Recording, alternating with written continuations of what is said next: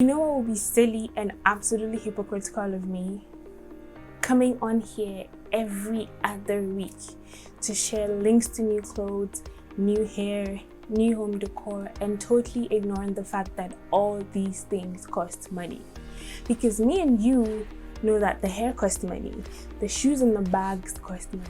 Heck, even keeping your teeth nice costs money. That is why in today's video, we are going to be talking about good practices that will help you save and invest money in order to avoid sabotaging your future, aka your old age, while still enjoying your youth. If that is not information you need, feel free to click out of this video. But if you need this information, don't move. I'll be right back.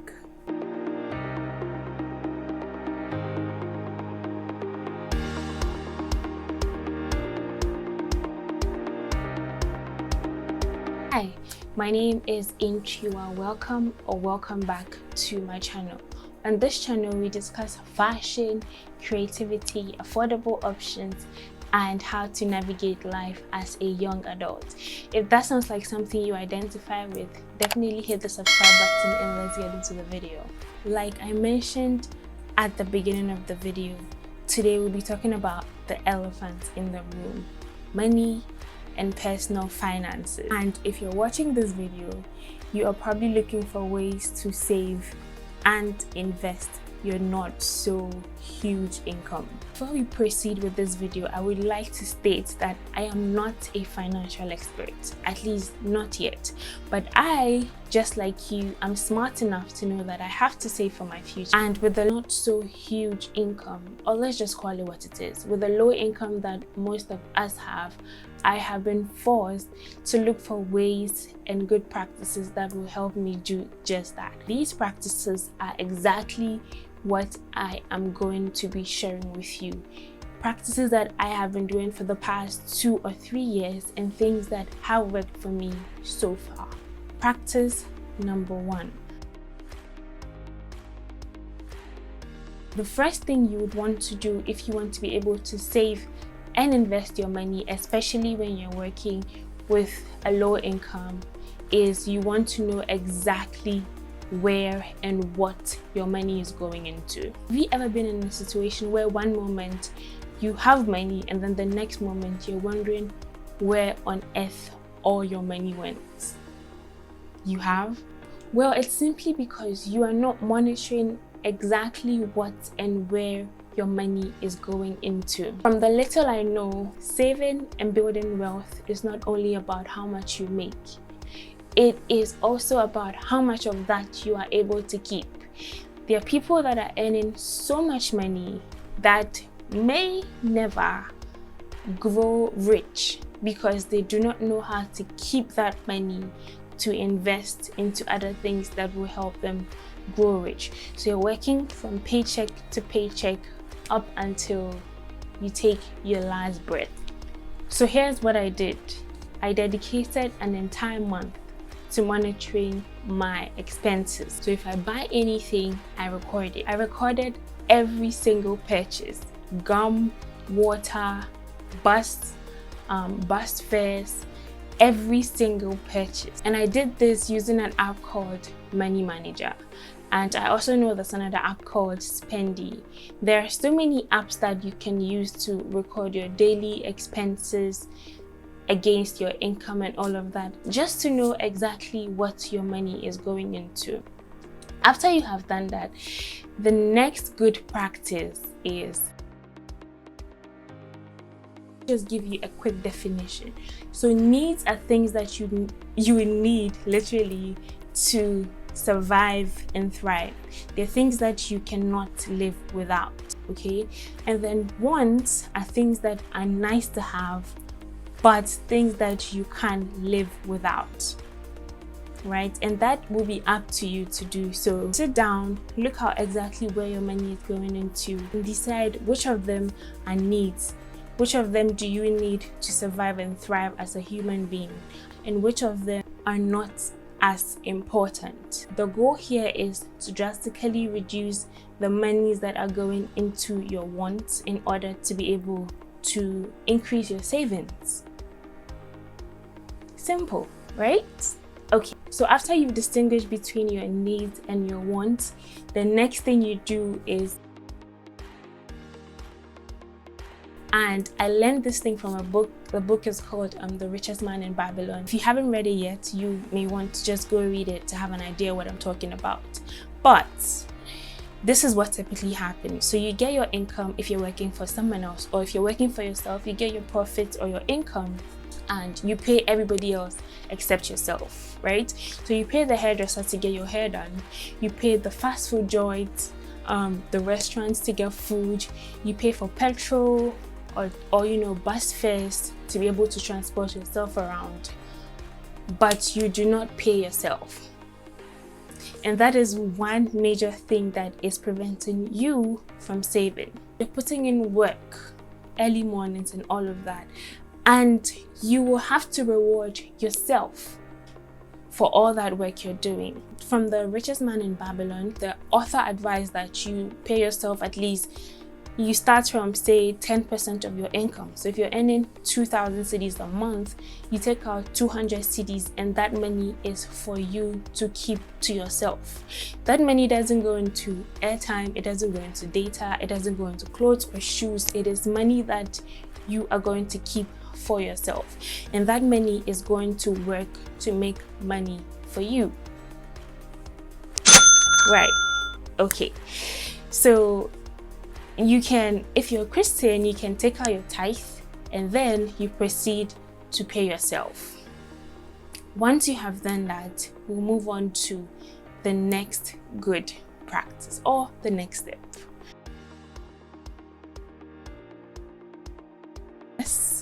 Yes, look at how much you're earning. Look at how much it is after you take out your tithe and you pay yourself. And then take that money and allocate part of that money to your needs and allocate part of that money to your wants, right? And remember, the goal is to decrease the money you spend on your wants so that you'll be able to increase your savings. Let's say you're getting your nails done every 2 weeks, right? Do you really need to get your nails done every 2 weeks, or is there a way you can take care of your nails and just wait to get them done at the end of the month? If there's a way you can do that, then that means that extra fee that goes into getting your nails done every 2 weeks is going to move from that bracket into your savings, and that is how you increase your savings. So when you budget for your needs will be constant. Your needs are things that you will need to thrive. But when it comes to the wants, look at ways you can increase and decrease stuff just so that you'll be able to increase your savings. If you're also saving to say further your education or start a business or invest in something that you're doing, then this is where you also decide what amount of money will be going into that savings, right? There's a lot about money and budgeting that we will have to talk to in the future. Okay, so after that, the next best practice is, remember I mentioned earlier to pay yourself a certain amount, and that amount will be yours to keep, right? So this is what you'll be using that amount for: investment. Okay, so instead of having your 200 cedis that you're going to be paying yourself from your 2,000 cedis salary sit in a savings account and make your bank money, you are going to take that money and put it in an investment that will make you money, and you top up this investment every month. So every month you pay yourself, you put that in an investment that is going to be giving you money as time goes on. And my favorite thing about investment is it doesn't even have to be that big. Like, you don't have to have $100,000 to be able to invest.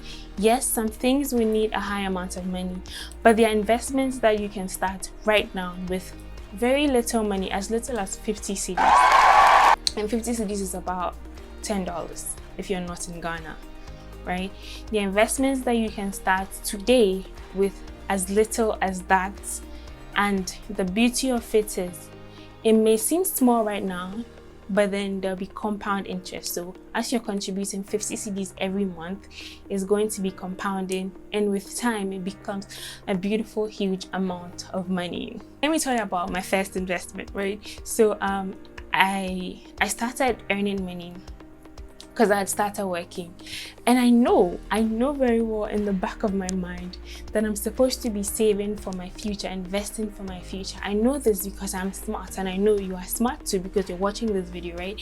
So I went to this investment bank, and I was asking questions like, okay, so how do I invest, and what do I invest in, and when I do invest, where does my money go into? And, you know, the thing about investment is you don't just go in blindly. You ask as many questions as you can, you research, and be sure that your money is going into something that is safe for you. So I went to the bank, I was talking to a lady, I was asking so many questions. At some point she's like, you know what, take this pamphlet, go read it, and that would answer all your questions. So I said, thank you, ma'am. Took my pamphlet and I went back home and I read and I researched and I watched 120 videos. And then when I felt ready, I went to the bank and I did my very first investment, which was a very low risk investment.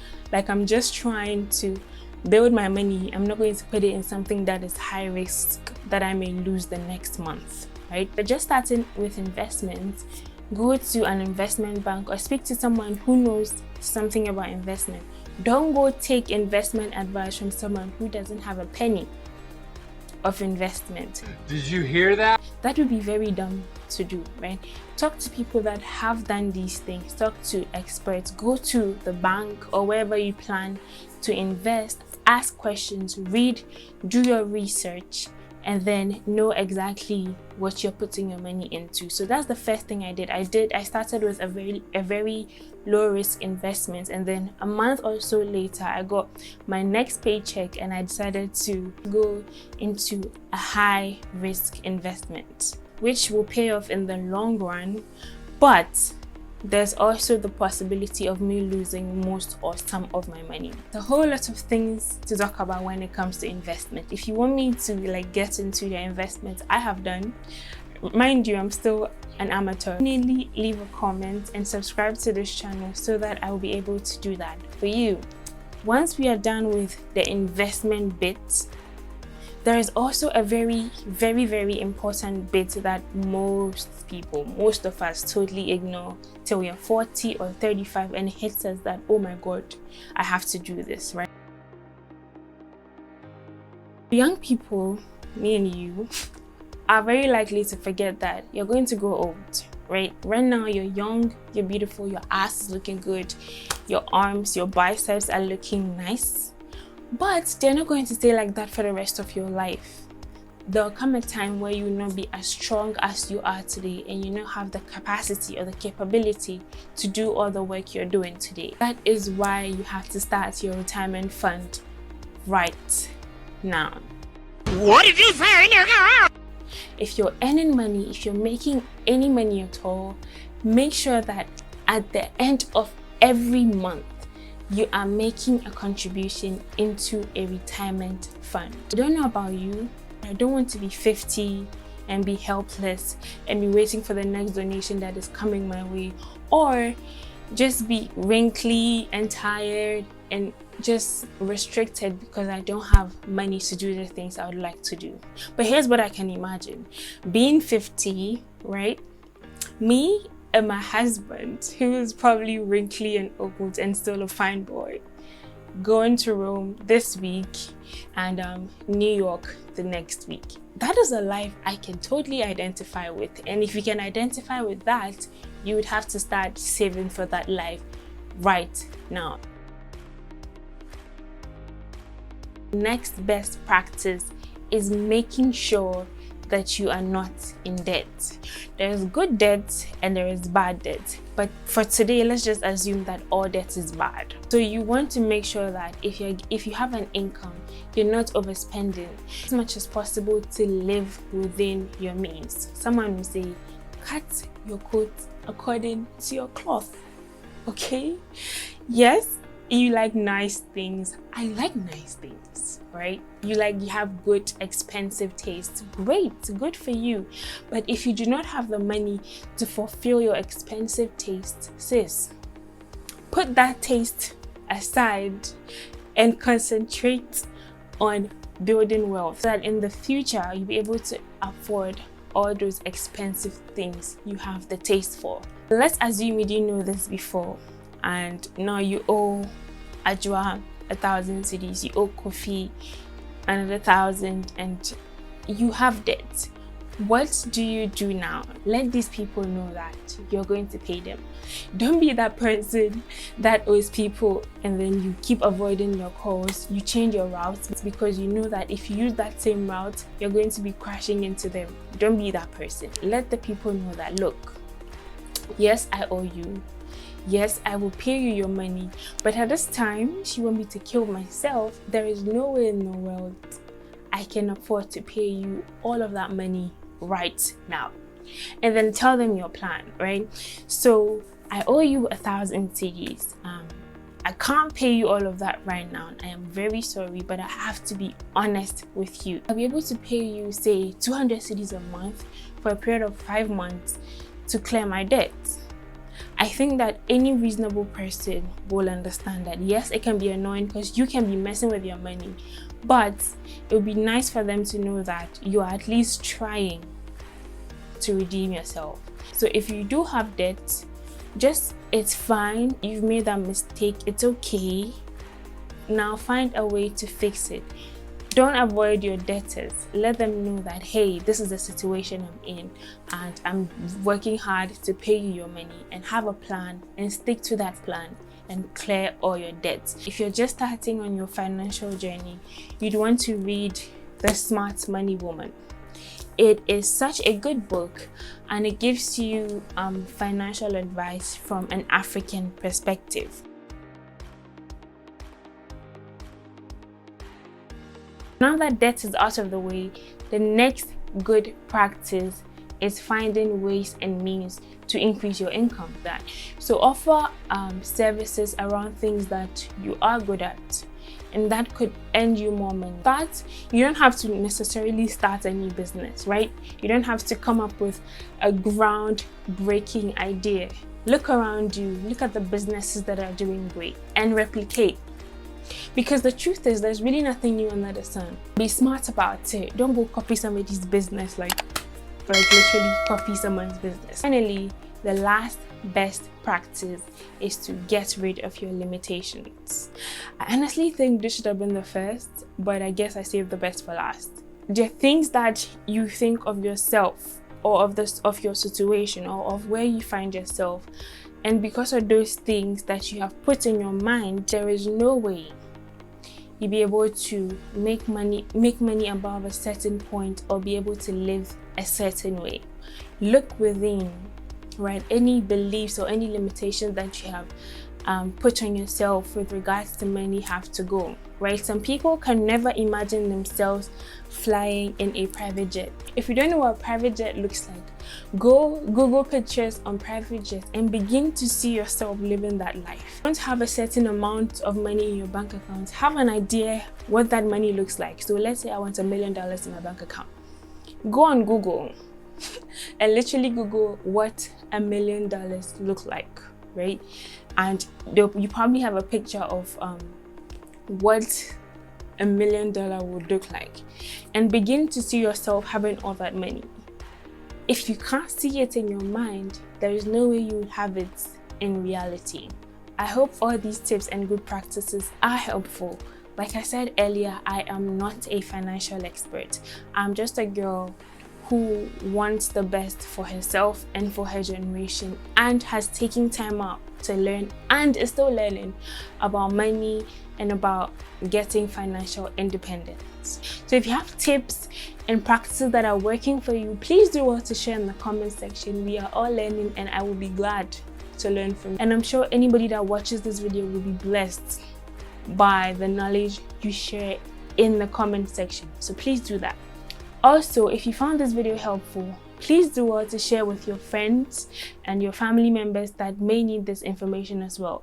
Don't be that person. Don't be that person that hoards information for themselves, okay? Because when you're up there, when you're living large and you're living lavish, you've made all that money and you have family members or friends that are still poor or are still struggling, they now become your responsibility, okay? So you have to be paying for their bills, you have to take care of them and all of that, and that may be a problem. So why not share with them right now so that all of us can grow and get wealthy together? Because I believe that there's enough wealth for all of us, and I hope that you believe that too. Share this video with anybody that you think will need this information. If you found it valuable, hit the like button, give this video a thumbs up if you enjoyed it and if you learned something from the video. Also subscribe if you're interested in this kind of content, because there'll be more of that coming your way.